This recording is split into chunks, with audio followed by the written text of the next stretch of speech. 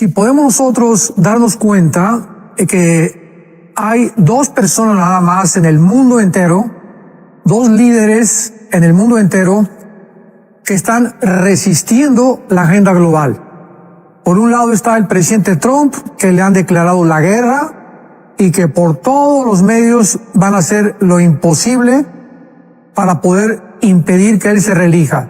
Independientemente del carácter de este personaje o el expresidente Trump, él está resistiendo completamente la agenda global en Estados Unidos. Y por otro lado, en el Medio Oriente tenemos a Benjamín Netanyahu. Benjamín Netanyahu ha decidido desde antes que fuera reelecto que él iba a bombardear a Irán. Él está consciente, él proviene de un padre militar, de hermanos militares. Cuando fueron a rescatar a los rehenes judíos en Entebbe, en África, su hermano fue el primero en morir, el hermano de Benjamín Netanyahu. Así que él es un hombre de guerra, es un hombre militar, es un hombre que conoce claramente que la única forma en la que Israel se va a defender va a ser militarmente. Y de esta manera él ha reconocido que Irán ahora es el primer enemigo de Israel. Porque si hay alguna nación que continuamente sigue amenazando a Israel, es Irán. Entonces Netanyahu dijo, en cuanto yo sea reelegido o reelecto, voy a bombardear Irán antes de que ellos nos bombardeen a nosotros. Nada más que entramos en un movimiento, vuelvo a repetir, donde Irán ya se unió hace menos de una semana con Arabia Saudita. Imaginémonos nada más eso. Entonces ya tenemos una unión de Irán, Arabia Saudita, Siria, Irak, Rusia, China y Corea del Norte en contra de Israel. Y la India, que está unida también a esta conglomeración de naciones. Entonces todas estas naciones y Estados Unidos inclusive están tratando por todos los medios de que Netanyahu no bombardee Irán.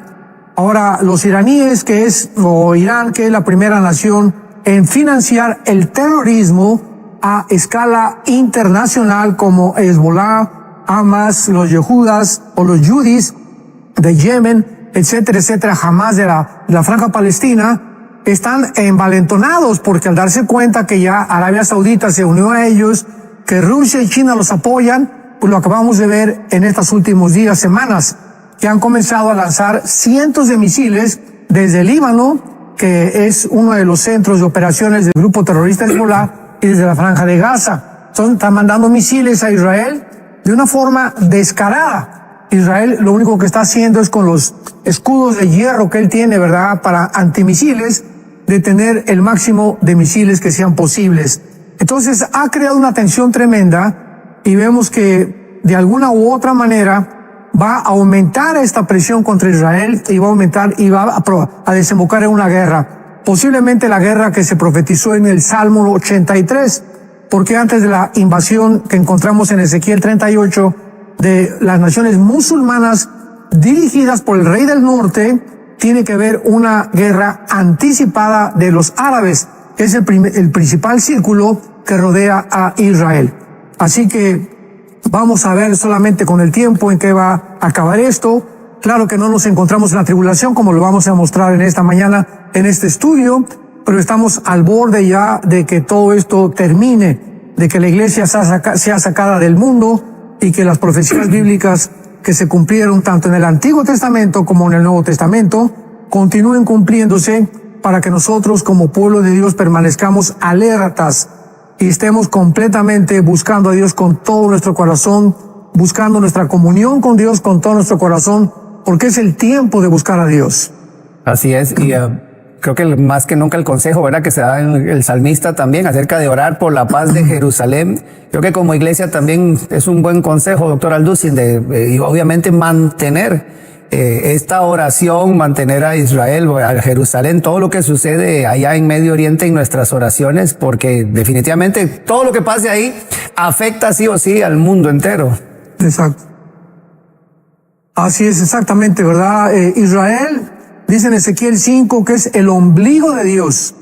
Israel es el ombligo del mundo. Israel es el centro, el termómetro de Dios de las profecías bíblicas. Así que todo absolutamente lo que sucede, el blanco final es Israel. O sea, si tenemos un blanco donde disparan las flechas, vemos que el centro es el punto clave para poder determinar que una persona realmente ha ganado el campeonato de arquería, en este caso. Entonces, el centro principalmente de Satanás es la nación de Israel, por lo cual Dios dice, ¿verdad?, que Israel es el centro de todas las profecías, porque todo lo que sucede alrededor de Israel tiene como blanco su destrucción final, y que es la que finalmente va a terminar con la guerra del Armagedón, que es la terminación de la semana 70 de Daniel, donde ya las naciones del mundo se conglomerarán allá en el Valle del Megiddo, el Valle de Josafat, Joel capítulo 3, Apocalipsis capítulo 16 del 12 al 16, y donde culminará la terminación completa de todas las guerras que se han iniciado desde que Caín mató a su hermano Abel. Así es. Y bueno, entonces, como ustedes pueden ver ahí en pantalla, hay una expresión que dice el día del Señor. Esto es parte de un documento que el doctor Alducin ha compartido con nosotros el día de hoy. Así que es muy fácil, +1 469 781 1000 a través del WhatsApp, y usted ahí pone hola y el asesor virtual lo va a ir llevando al menú. En la opción de descargas, la primerita que aparece ahí después en las descargas, el día del Señor. Y entonces entramos en materia mientras la gente empieza a descargar el documento para que pueda ir siguiendo las notas, pastor Alducin. Empecemos por definir qué significa tanto en el Antiguo Testamento como en el Nuevo Testamento, en sí, en la Biblia, cuando se habla o cuando uno lee del el día del Señor. ¿A qué evento? ¿Está hablando de un evento? ¿Está hablando de algo conmemorativo como el día de Pentecostés, como el día de los tabernáculos? No, ¿de qué está hablando el día del Señor en sí, pastor Alducin? Perfecto. Todos ustedes que aman la escatología, que es la rama de la teología que estudia las profecías finales o las profecías del Antiguo y del Nuevo Testamento, es importantísimo que podamos nosotros determinar la etimología de las palabras y de las frases. Sabemos que la etimología es la rama de la ciencia que se dedica a estudiar las raíces de las palabras. Entonces nunca podemos entrar a una discusión, nunca podemos entrar a un debate teológico con nadie si la persona que nos está atacando o la persona que está tratando de contradecir ciertas doctrinas de la Biblia no conoce el significado verdadero tanto de las palabras en su original hebreo como griego. Y así pasa con la escatología de la gran tribulación y de la tribulación. Muy bien. La frase el día del Señor, el día de Jehová, el día de la ira de Dios, el día de la aflicción de Israel, el día de la angustia, el turbión del azote, el día de la venganza, el tiempo de angustia para Jacob, el día del aprieto, todas estas frases, todas absolutamente, sin ninguna excepción, tanto en el Antiguo como en el Nuevo Testamento, se refieren todas, vuelvo a enfatizar, a los 7 años de la tribulación. ¿Cómo lo vamos a ver? Por ejemplo, en el Nuevo Testamento encontramos que se menciona el día del Señor, primera de Tesalonicenses capítulo 5, el día de la ira de Dios, Apocalipsis capítulo 6, capítulo 15, la hora de la prueba, Apocalipsis 3:10, el gran día de la ira del Cordero, la ira, la gran tribulación, la tribulación, la hora del juicio. Todas estas frases en el Nuevo Testamento también están refiriéndose a la gran tribulación. Mientras nosotros estas frases las saquemos de la gran tribulación y las apliquemos a otros contextos, nos vamos a equivocar gravemente dentro de la escatología. Así que es muy importante que nosotros podamos entender claramente a qué se refiere, porque todos los escritores, tanto del Antiguo como del Nuevo Testamento, usaron escatológicamente también para aplicarlo al juicio o al clímax del período de la gran tribulación, y que dará entrada inmediatamente cuando termine al reino mesiánico o a el famoso milenio. El día del Señor es uno de los más grandes hilos tejidos a través de las profecías bíblicas, y sin un claro entendimiento de esto, el plan de Dios para el futuro sería completamente oscuro. Por ejemplo, rápidamente, después de que examinemos otros pasajes, veamos estas verdades sintetizadas en el libro de los Hechos en el día de Pentecostés, capítulo 2, donde el apóstol está refiriéndose a una cita del día del Señor y veamos la forma como aplica o donde coloca esta frase, el día del Señor. Dice el apóstol Pedro, que es el que está hablando en capítulo 2 de los Hechos, versículo 17, pongamos mucha atención. Y en los postreros días, esta palabra escatos emera, en el original griega, escatos emera, es la misma palabra que se tradujo del hebreo al griego cuando se tradujo la famosa versión de la Septuaginta, que fue la traducción del hebreo al griego.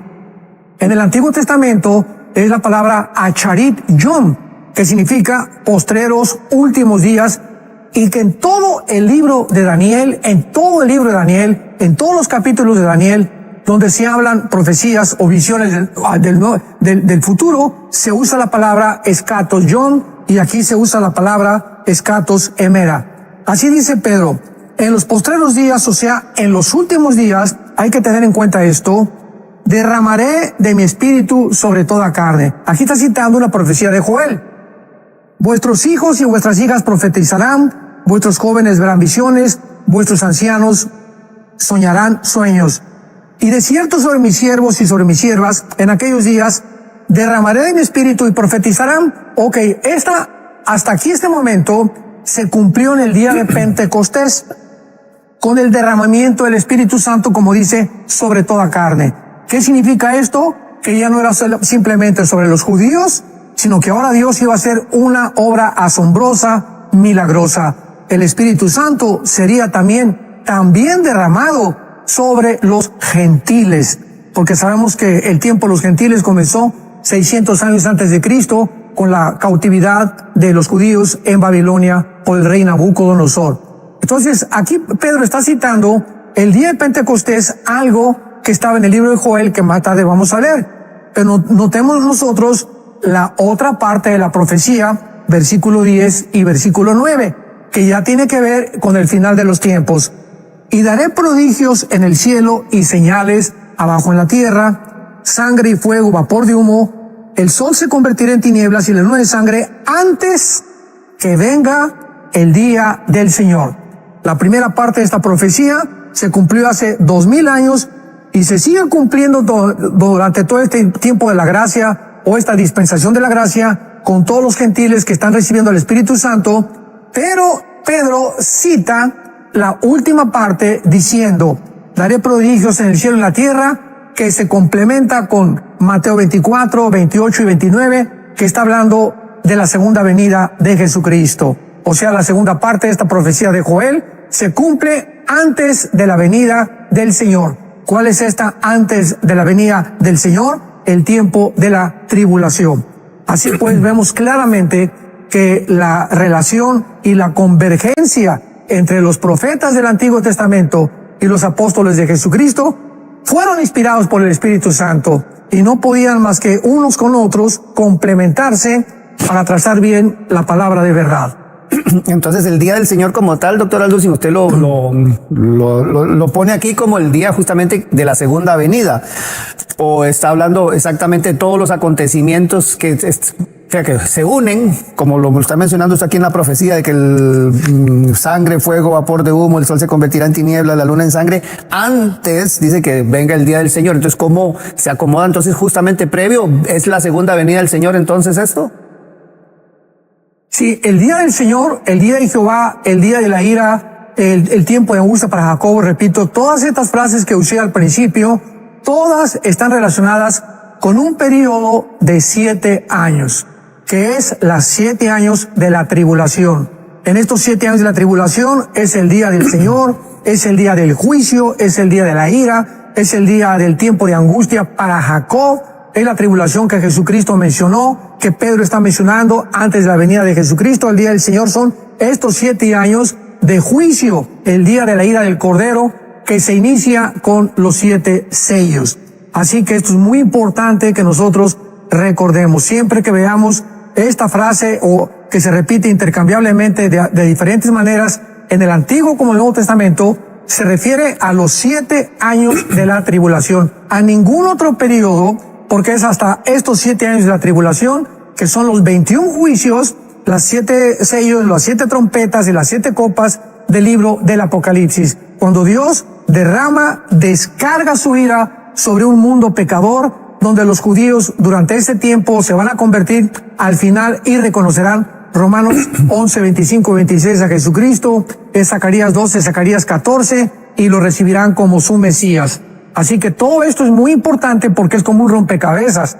Y cuando ya vamos juntando todas las piezas, nos damos cuenta la claridad y nos damos cuenta que podemos seguir caminando y seguir buscando más piezas que conforme vayamos avanzando y el Espíritu Santo nos continúe iluminando otras piezas que faltan de acomodar para las profecías de los tiempos en que estamos viviendo. Así es, de hecho ya ahora que usted menciona lo de las copas, ya hay algunas consultas que empiezan a hacer nuestros televidentes acerca de esto, pero antes de empezar a ver también algunas preguntas, doctor Alducin, al leer porción de la escritura en Hechos está justamente haciendo alusión, como usted lo apuntaba, de la profecía de Joel. Y en el documento que usted comparte, recuerde que usted lo puede descargar totalmente gratuito, porque así lo ha querido compartir el doctor Alducin en el WhatsApp de enlace, en descargas, el día del Señor está el documento, usted nada más lo baja y ahí lo puede tener para que vaya siguiendo también este tema tan interesante. Y entonces usted menciona acerca de los profetas que hablaron acerca de esto, como el profeta Joel y otros que usted apunta aquí. Entonces tal vez, Pastor Alducin, para ampliar un poco más, irnos a estas profecías, lo que los profetas hablaron acerca del día del Señor. Claro, y conforme vayamos viendo, hay cantidad de profetas, vamos a abarcar unos pocos nada más para poder ir desarrollando el tema e ir corroborando, evidenciando realmente lo que anteriormente acabamos de decir. Por ejemplo, Joel, capítulo 1, versículo 15. Ay del día. Veamos que en todas estas expresiones se refiere a un tiempo de angustia, un tiempo de calamidad, un tiempo de juicio. Y principalmente aquí está hablando sobre la nación de Israel.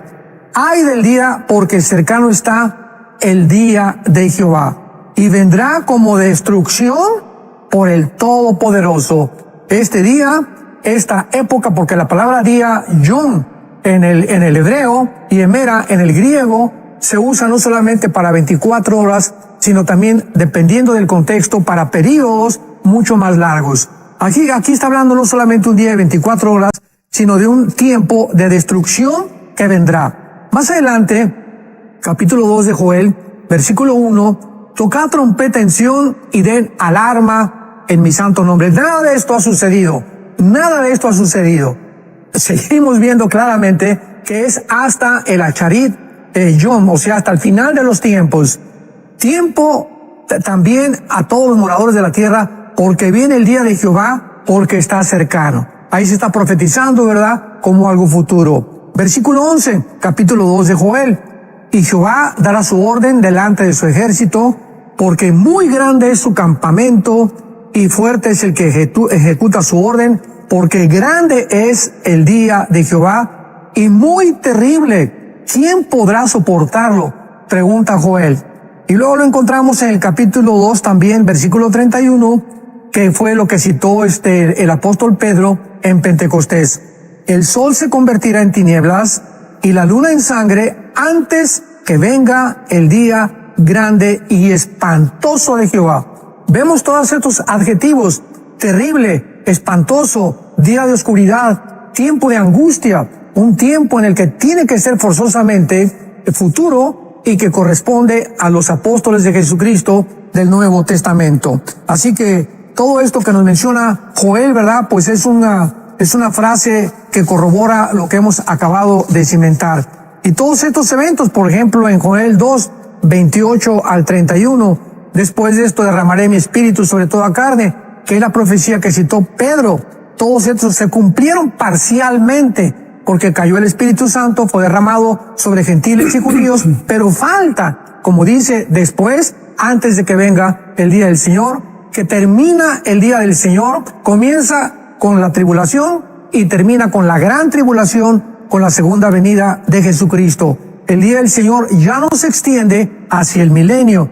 Ya en el milenio ya es un tiempo de paz, es un tiempo en el que ya las armas se van a forjar completamente para hacer armas de agricultura, como dice Isaías capítulo 2. Así que toda esta primera parte en Pentecostés y la segunda será antes de la venida de Jesucristo. El día del Señor, grande, terrible y espantoso. Entonces, cuando Pablo menciona lo de la final trompeta, ¿tiene que ver también con esto, Pastor Alducin, allá en Tesalonicenses, cuando dice, ¿verdad? ¿Tiene que ver esto? ¿Son eventos que son, por decirlo así, contemporáneos o cómo lo ve usted?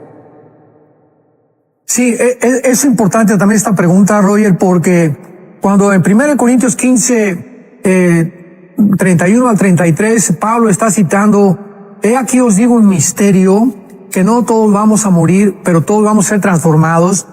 Recordemos algo, la doctrina del arrebatamiento de la iglesia, o lo que se conoce comúnmente en latín el raptarus, que se tradujo el rapto de la iglesia, es una doctrina que única y exclusivamente el Espíritu Santo se la reveló al apóstol Pablo. Esto nos muestra que ninguno de nosotros, como seguidores de Jesucristo, predicadores, misioneros, etcétera, etcétera, tenemos todo el horizonte de la verdad. Dios le revela ciertas doctrinas a Pablo, ciertas a Santiago, otras a Pedro, otras a Juan, como todo el amor, casi lo más, la esencia del amor se reveló a Juan, primera, segunda, tercera de Juan, etcétera, etcétera. Y todo esto nos habla de que ninguno es suficiente, ninguno somos suficientes para poder creer que lo sabemos todo. Esta es la razón por la cual nos necesitamos como hermanos para unos a otros exhortarnos, corregirnos, porque muchas veces nos podemos equivocar, pero al mismo tiempo amar la palabra de Dios. Entonces, vemos claramente que esta situación de la trompeta significa no la trompeta última del Apocalipsis, porque muchos, cuando dice Pablo, a la final trompeta vendrá el arrebatamiento de la iglesia, 1 Corintios capítulo 15, pero no es la trompeta del Apocalipsis, que es cuando viene el juicio final, porque son trompetas de juicio. Entonces, ¿qué tenemos que hacer? Bueno, recurrir al Antiguo Testamento, buscar en el diccionario bíblico, en la concordancia, la palabra trompeta, la palabra shofar, etcétera, etcétera, para descubrir que en el libro de los Números había trompetas que se usaban, porque todo el Apocalipsis, el 80% es el Antiguo Testamento. Todas las frases que se usan y los símbolos que se usan tienen su origen en el Antiguo Testamento. Así que las trompetas se usaban en el campamento cuando el tabernáculo fue erigido para sonar con diferentes tipos de sonidos, para reunir al pueblo o para tocar alarma. Y había un toque de trompeta muy largo con el shofar que implicaba todo, porque en aquel tiempo no había Twitter, no tenían redes sociales. ¿Cómo podía Moisés reunir a casi 2 millones de personas para comunicarles un mensaje de que ya viene el enemigo o que necesito algo que me acaba de revelar Jehová? Entonces, con las trompetas reunían al pueblo, y el sonido de la trompeta final era la reunión del pueblo para anunciarles: vámonos, hagan sus maletas, recojan sus cosas, levanten sus tiendas de campaña, porque ya nos vamos de este lugar donde estamos estacionados. Muy bien. La Biblia les da a los judíos 7 fiestas, que son la Pascua, los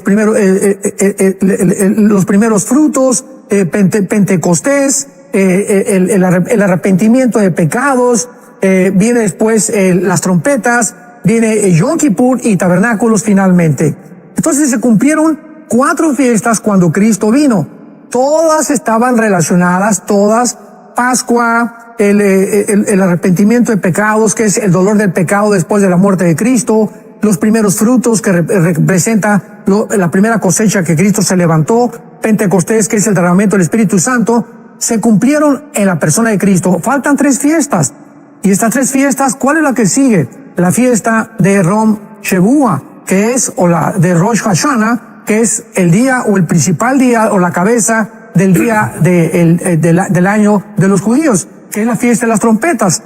Entonces, es posible, ¿verdad? Es posible, hay una posibilidad de que el arrebatamiento, yo no estoy siendo dogmático, porque ya sabes que cualquier cosa que uno dice inmediatamente se le echan encima, y que si esto dijo, que por aquí, por allá, y hay tantos malos entendidos. Sobre todo hay tanta gente que quiere atraer seguidores a sus redes y quieren buscar controversia con cosas que hablamos para poder atraer seguidores a sus redes sociales.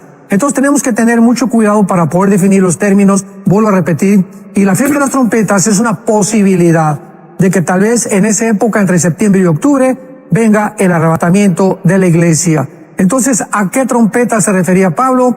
pues la última trompeta de la fiesta de las trompetas de Rosh Hashanah es precisamente la que se toca, que es la 100ª trompeta, que es la que falta. Entonces, si estudiamos esta fiesta, vamos a encontrar que falta esa trompeta que es la final, que posiblemente sea la que Pablo está mencionando, pero de ninguna manera es la última trompeta de los juicios del Apocalipsis, porque insisto, esas son trompetas de juicio.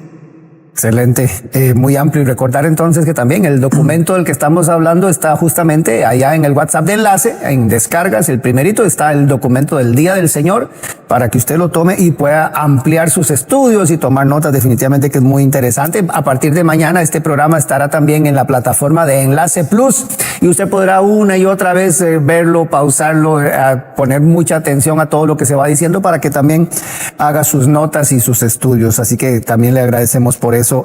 Pastor Alducin, hablamos ahora de Joel, pero si hay un libro creo que llama mucho la atención en el Antiguo Testamento es el de Isaías. ¿Menciona Isaías también algo acerca de esto del Día del Señor? Sí, bueno, casi Isaías es el que nos da más detalles acerca del Día del Señor, evidenciando Isaías, ¿verdad? Ya casi, como lo vamos a ver, sin ninguna duda alguna, de que esta frase, el Día del Señor, el Día de la ira, el Día de angustia, el día tiempo de angustia para Jacob, se refiere a los últimos tiempos y al tiempo de juicio final de Dios antes de la venida de Cristo. Es importante, por ejemplo, vamos a ver rápidamente 2 o 3 pasajes de Isaías. Capítulo 2, versículo 2. Acontecerá en lo postrero de los tiempos. Qué importante es Acharit en el hebreo, o Aharit, como se pronuncia, Yom. Se refiere al último de los tiempos de Israel, porque hay un tiempo final para Israel y hay un tiempo final para la iglesia. El tiempo final para la iglesia es el arrebatamiento. Ahí termina la iglesia, nos vamos con el Señor y comienza Dios, regresa a tratar con Israel. Y el final de los tiempos para Israel es el tiempo de la tribulación. Qué importante es esto de poder entenderlo. Acontecerá en los últimos tiempos, Acharit Yom, que será confirmado el monte de la casa de Jehová como cabeza de los montes, y será exaltado sobre los collados, y correrán a él todas las naciones. Nada de esto ha sucedido. Y vendrán muchos pueblos diciendo, vengan, subamos al monte de Jehová, a la casa de Dios de Jacob, y nos enseñará sus caminos, porque caminaremos por sus sendas, porque de Sión saldrá la ley y de Jerusalén la palabra de Jehová. ¿Quién puede dudar de que esta profecía se refiere hasta que Cristo esté reinando en el milenio? Vamos a correr todos a Jerusalén y Cristo nos continuará enseñando. Y de aquí nos brincamos al capítulo 13 de Isaías, donde ya de una manera clara, específica y detallada se incluyen mucho más detalles acerca del día del Señor. Isaías 13, versículo 9. He aquí el día de Jehová. Viene terrible de indignación y ardor de ira para convertir la tierra en soledad y traer a ella a sus pecadores. Este tiempo es el tiempo de la tribulación. En Mateo 24, 21 Cristo dijo, porque vendrá un tiempo como nunca antes ha venido, que será de gran tribulación. Por lo cual, dice a Isaías, las estrellas de los cielos y los luceros no darán su luz, el sol se oscurecerá al nacer y la luna no dará su resplandor. Todo esto converge con la segunda venida de Cristo al final de la tribulación. Y castigaré al mundo por su maldad y a los impíos por su iniquidad, y haré que cese la arrogancia de los soberbios y abatiré la altivez de los fuertes. Versículo 13. Porque haré estremecer los cielos y la tierra se moverá de su lugar en la indignación de Jehová de los ejércitos y en el día del ardor de su ira. Qué claro está esto. Esto nunca ha sucedido.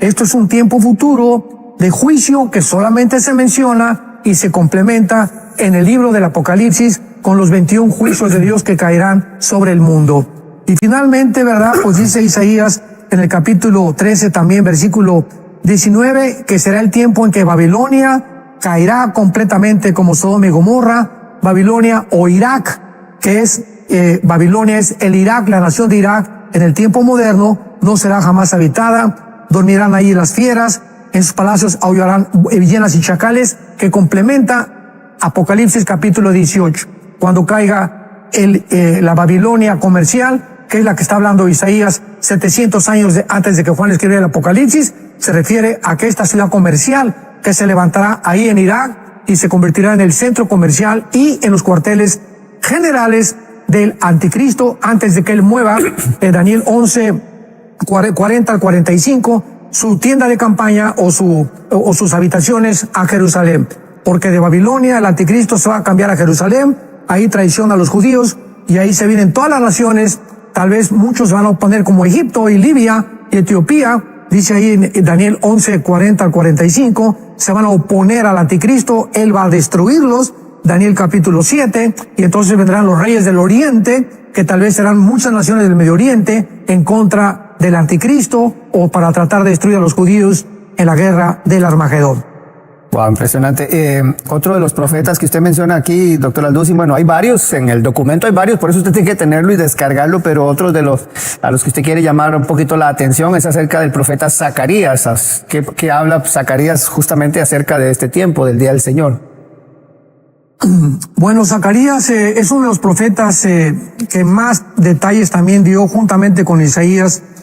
Y, por ejemplo, vamos a entender a Zacarías claramente porque hay una secuencia, el capítulo 12, 13 y 14, que ahí termina la profecía de Zacarías, muy importante, dedicada exclusivamente para Sharit Yom, para el tiempo final de Israel. Dice en el capítulo 12, comenzando el capítulo 12, versículo 2. He aquí yo pongo a Jerusalén por copa que hará temblar a todos los pueblos alrededor de Judá en el sitio o en el cerco contra Jerusalén, cosa que no ha sucedido todavía.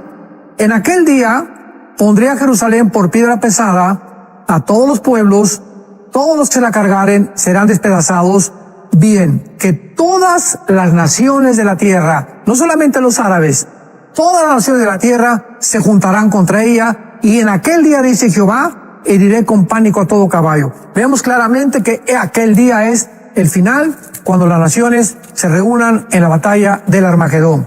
Versículo 6. En aquel día pondré a los capitanes de Judá como brasero de fuego. Otra vez, aquel día está hablando de cuando Jerusalén sea cercado por todas las naciones.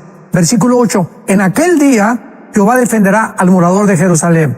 Versículo 9. En aquel día procurará destruir a todas las naciones que vengan contra Jerusalén. Versículo 11, en aquel día habrá gran llanto en Jerusalén, como el llanto de Hadad y Dimón en el valle del Megiddo. Versículo 3, capítulo 13, en aquel tiempo habrá un manantial para la casa de David. Versículo 2, en aquel día Jehová de los ejércitos quitaré de la tierra los nombres de las imágenes, el espíritu inmundicia. Versículo 4, y sucederá en aquel tiempo que todos los profetas se avergonzarán de su visión. O sea, todos esos que dicen que profecía de Dios y que Dios dice por acá y por allá, se van a avergonzar de que estaban hablando de su propio corazón. Y dice la Biblia, cuando profetizaren, ni nunca más vestirán el manto velloso para mentir. Así que clarísimamente el profeta Zacarías menciona el día de Jehová en aquel día cuando las naciones rodeen a Jerusalén, que será la culminación del día de Jehová. Y en el capítulo 14, Zacarías, versículo 1 dice, he aquí el día de Jehová. Tenemos que reunir todos estos versículos para que veamos que está hablando del mismo tema. En aquel día de Jehová viene y en medio de ti serán repartidos despojos, porque yo reuniré a todas las naciones para combatir contra Jerusalén. Vemos otra vez que el día de Jehová se refiere al tiempo de la tribulación.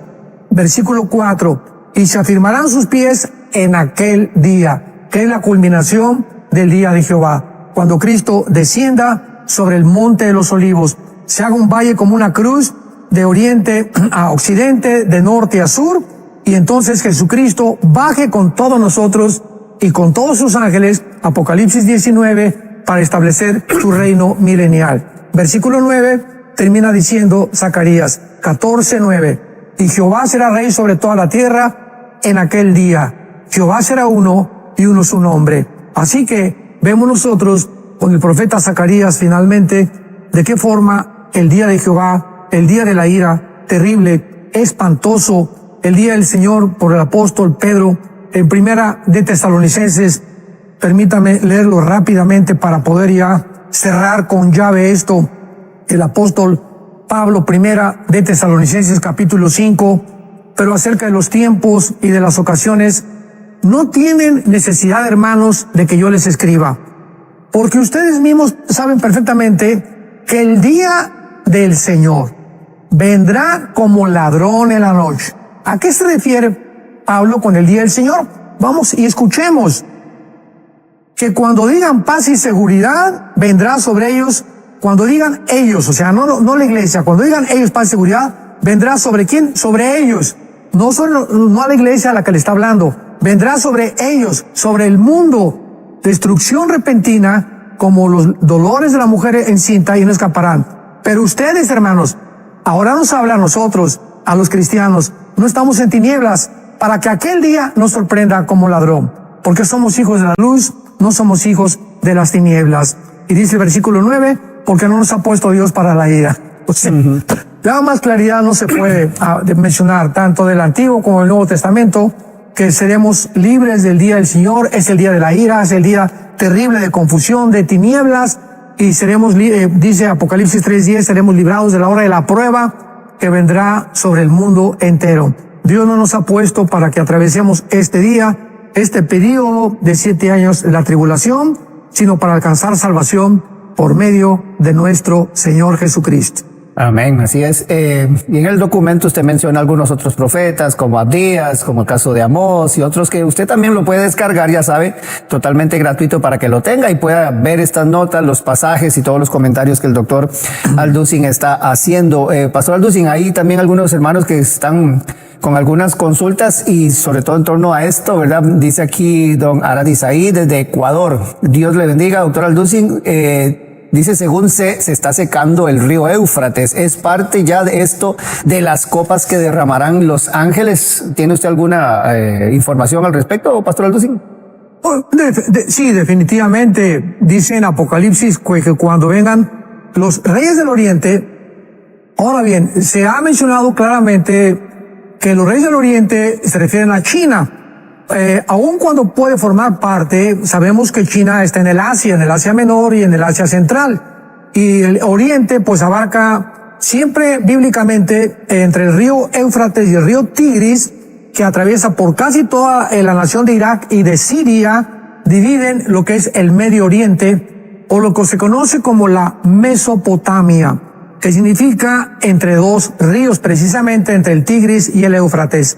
Entonces, cuando dice los reyes del Oriente, se secará el río Éufrates para que vengan los reyes del Oriente a la Tercera Guerra Mundial, que será en el Valle del Megiddo o en Israel, pues es lógico que ya tenga que comenzar a secarse. Si nos encontramos realmente en este tiempo final de la historia humana, donde Dios continúa sacudiendo nuestras conciencias, despertándonos para que le busquemos con todo el corazón, pues ya tienen todas estas evidencias, acontecimientos, y esta sucesión de profecías que irse cumpliendo. Así que concretamente yo no tengo la menor duda que sea el inicio de esta sequedad que el río Éufrates acontecerá, que preparará el camino a los reyes del Oriente, aunque todavía no entramos a la tribulación. Don Milagros de Velázquez desde Venezuela dice, la pregunta es de los 144,000 que se levantará el Señor para evangelizar, ¿será de diferentes naciones o estrictamente ahí de la región de Israel como tal?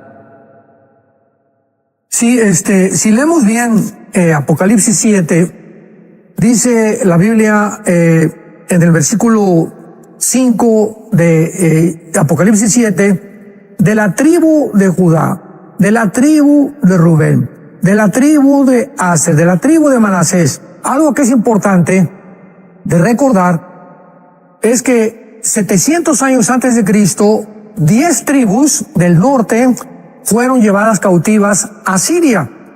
Y desde entonces muchísimos judíos, inclusive y rabinos, están de acuerdo en de que esas tribus se perdieron, que se mezclaron con otras naciones, con gentiles y con árabes, con chinos, con africanos, etcétera, etcétera. Y quedaron solamente la tribu de Judá y de Leví, que es el reino del sur, y los judíos se consideran que la mayor parte de los que viven en Israel pertenecen nada más a estas dos tribus.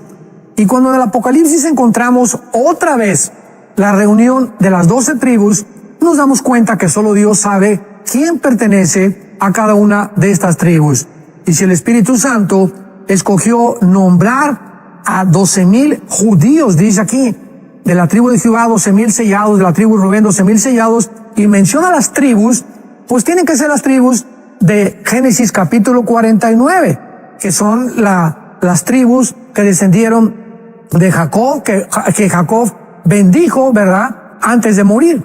Así que son 12,000 judíos étnicos de cada una de esas tribus. Y lo interesante de esto es preguntarnos por qué Dios tiene que levantar a 144,000 judíos, no gentiles, judíos, porque la iglesia ya no está en el mundo. La iglesia va a fracasar en cuanto a la predicación del evangelio, y las profecías tienen que cumplirse. En Mateo 24 será predicado el evangelio hasta el fin del mundo y entonces vendrá el fin. Muchos creen que entonces vendrá el fin y el que persevere será salvo. Ahí no se refiere a la salvación, la palabra soteria en el griego no se refiere simplemente a la salvación. Será los que serán salvos, los que acaben con la tribulación, al final de la tribulación. No está hablando de la salvación. Entonces vendrá el fin. Y los que perseveren serán salvos de la persecución del anticristo, porque todo el capítulo 24 de Mateo, por el amor de Dios, habla de la gran tribulación. Y los que estén en Judea, escápense, le está hablando a los judíos Jesucristo. Así que la iglesia va a fracasar y los 144,000 van a completar la evangelización del mundo. Ellos van a continuar lo que la iglesia dejaron incompleta. ¿Por qué la iglesia? ¿Por qué nosotros no vamos a terminar con la evangelización? Por la apostasía. La apostasía es una de las evidencias que nos encontramos en los últimos tiempos. La iglesia no va a llegar al final para predicar el evangelio. Nos vamos a perder de ese privilegio. Habrá un remanente, porque siempre hay un remanente en todas las iglesias del mundo, de verdaderos cristianos consagrados. Pero ahorita la mayor parte de las iglesias, pienso, están llenas de gente no arrepentida, de cristianos entre comillas, que viene ahora como la pandemia, fue una prueba tremenda que el Espíritu Santo hizo. Cristianos que se querían cristianos, que ya no regresaron a las iglesias, en fin, ¿verdad? La apostasía es la que estamos viendo, se están alejando de la Biblia, ya ni la Biblia llevan a la iglesia a los cristianos, ya no se usa la Biblia, el cristiano ya no memoriza, ya no gana las almas.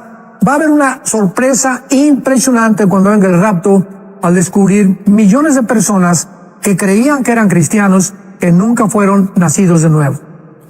Aquí preguntan, usted ahora mencionaba un poquito acerca de la final trompeta, doctor Alducin, y doña Milagros de Venezuela también, que si puede ampliar un poquito, y luego dentro del mismo tema, pregunta aquí Paola, si la final trompeta esa, ¿la escucharán todos o solo los que se van con el Señor? ¿Cómo, si puede ampliar un poquito más de esto, doctor? Sí, hace 3 o 4 días acabo de regresar de Oaxaca, al sur de México, una ciudad que yo les recomiendo visitar. Se considera en México la ciudad con el mejor clima que hay y la mejor comida. Una comida impresionante. Es una variedad gourmet increíble lo que hay de comida en la ciudad de Oaxaca.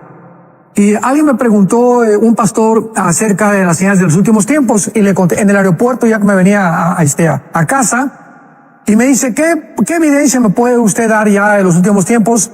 Y yo le contesté francamente, y te lo quiero contestar de la misma manera. Yo ya no estoy buscando con todo mi corazón señales, sino estoy tratando de escuchar la última trompeta.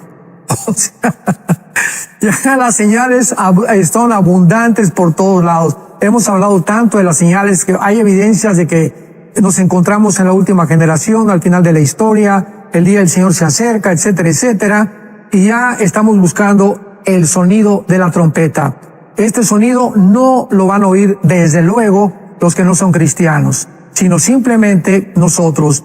Y cuando lo oigamos, ¿verdad?, estaremos en segundos en el cielo, porque Cristo en el arrebatamiento no pone los pies en la tierra. En la segunda venida sí baja y pone los pies en el monte de los olivos. En el arrebatamiento subimos a encontrarnos con Él en el aire. Y así estaremos siempre con el Señor. En los 7 años de la tribulación pasaremos 1 Corintios 3, el tribunal de Cristo, a Romanos 14, 10, donde vamos a ser examinados conforme a lo que hicimos mientras estamos en el cuerpo, para ser recompensados. Unos perderán la recompensa, otros serán avergonzados. Después las bodas del Cordero, Apocalipsis 19, y después de las bodas del Cordero bajamos con Cristo a reinar con Él durante 1000 años. Así que la trompeta solamente la oiremos los que realmente nacieron de nuevos y fueron regenerados por el Espíritu Santo. Ahora que menciona lo de nacer de nuevo, doctor Alducin, nos quedan como unos 5 minutos, pero aquí don José también dice que tiene un sobrino de 16 años que no cree que Dios exista. Yo recuerdo que usted ya pasó por ese territorio, pastor Alducin, antes de justamente predicar el evangelio. Era parte de sus convicciones, ¿verdad? El ser ateo. Así que, ¿qué le podría aconsejar usted a él y a todos aquellos que tal vez tienen algún amigo, algún familiar, alguien que justamente sale con alguna idea de estas, y aprovechar más bien para que hacer la oración de una vez y que le abran el corazón a Jesús? Claro, si recordamos, el siglo pasado, el siglo XX, se consideró como el siglo del ateísmo. ¿Por qué?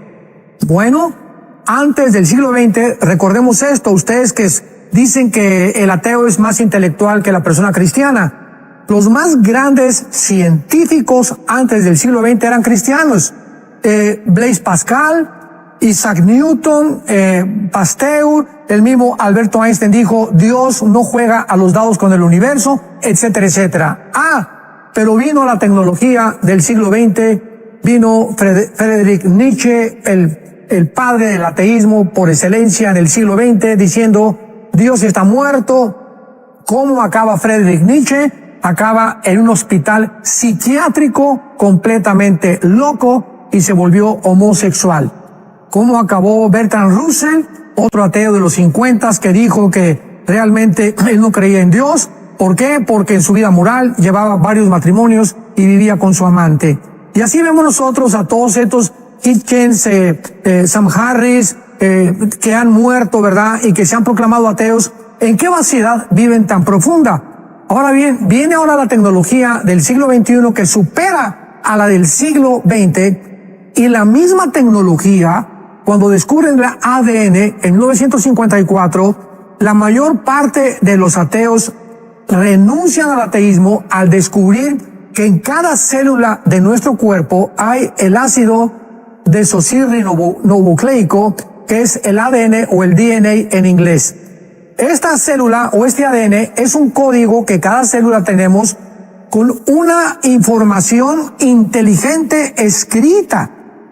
O sea, hay una información como una carta que tuviéramos en cada célula donde se determina el pelo que vamos a tener, el hígado, nuestros riñones, todo lo que vamos a hacer, y uno tiene los changos, otro tiene las jirafas, otro los rinocerontes. No hay ningún ADN de ninguna especie que se pueda mezclar, porque vendría una raza híbrida. Entonces, esto le demuestra a muchos ateos de que si tenemos un cuadro, pues hay un pintor. Si tenemos un reloj, tenemos un relojero. Si tenemos una casa, hay un arquitecto.